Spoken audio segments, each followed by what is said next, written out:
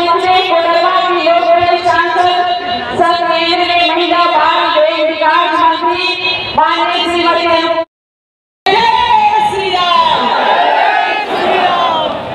बहुत बहुत धन्यवाद। मैं अपने मुख्य अतिथि जी से ये बताना चाहूंगी कि ये हमारी कोडरमा, हमारा ये झारखंड, ये कोडरमा प्राकृतिक संसाधनों से भरपूर है। धरती आबा भगवान बिरसा मुंडा की पावन धरा है, शहीदों की धरा है। देश की आजादी के लिए अकेले कोडरमा से एक नहीं, चार हुतात्माओं ने अपना बलिदान दे करके इस देश को ब्रिटिश हुकूमत से मुक्त करने के लिए अपना योगदान दिया था। लेकिन आज क्या हो रहा है झारखंड में, मैं देख रहा था। एक आलमगीर आलम थे, औरंगजेब, देश को लूटा था उसने, देश के पवित्र मंदिरों को नष्ट किया था उसने। और दूसरा, झारखंड मुक्ति मोर्चा का भी तो एक मंत्री था आलमगीर, जो यहां लूट करके जिसके घरों में नोटों की गड्डियां के गरीबों के झारखंड वासियों का पैसा, उसके घरों में कैसे नोट की गड्डियां उसके नौकरों और उसके परिवार के अन्य लोगों के घरों में किस रूप में बनी हुई थी। ये लूट का इससे दूसरा घटिया स्तर और दूसरा देखा नहीं जा सकता है। और इसीलिए मैं कहने के लिए आया बहनों भाइयों, ये चुनाव उसी विकास के नाम पर जिन लोगों ने आपको छला है उसको जवाब देने का एक अवसर भी है।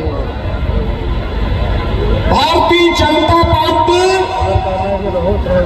जहां कहीं पर भी भारतीय जनता पार्टी की सरकारें हैं, उन्होंने विकास का एक मॉडल दिया, उन्होंने विरासत का सम्मान किया। आप यही सोचिए, 1947 में देश आजाद हुआ था, कांग्रेस को देश की जनता ने शासन करने का अवसर दिया था, एक लंबे समय तक उन्होंने शासन किया था। लेकिन क्या कभी किसी ने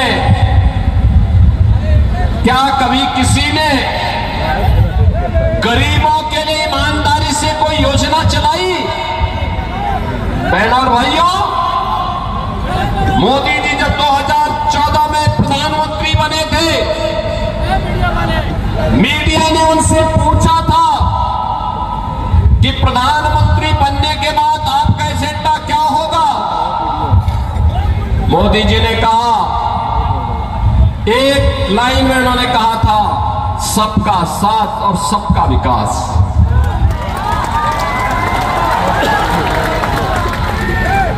जाति, मत और मजहब के आधार पर नहीं, क्षेत्र और भाषा के आधार पर नहीं, बल्कि हर गांव का विकास होगा, हर नगर का विकास होगा, गरीब, किसान, नौजवान, महिलाएं, इन सब का विकास होगा। देश की सुरक्षा के साथ कोई भी समझौता नहीं होगा। देश का सुरक्षा का मॉडल क्या होना चाहिए, ये आज आप देख रहे होंगे।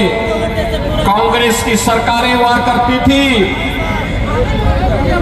तब चीन हमारे देश के अंदर घुसता था, और आज आप देख रहे होंगे, समाचार रोज पढ़ रहे होंगे, आज चीन की सेनाएं पीछे हट रही हैं और वहां पर भारत की सेना गश्त कर रही है। पाकिस्तान तो अब भारत का नाम सुनकर के ही कंपकपी शुरू हो जाती है। पाकिस्तान को जैसे लगता है अब जब उसको कहीं सुनवाई नहीं होती तो यूएन में कहता है, उसको सपने आते हैं, कहता है कि भारत कभी भी हम पे हमला कर सकता है, हमारी जान बचाओ।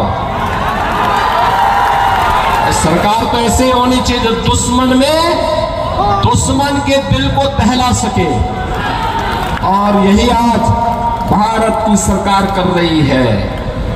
बहनों और भाइयों, देश की सुरक्षा हो या आंतरिक सुरक्षा, आप सोचो, ये कांग्रेस और उसके सहयोगियों ने कश्मीर की समस्या दी थी, मोदी जी ने धारा 370 समाप्त करके कश्मीर की समस्या का समाधान कर दिया।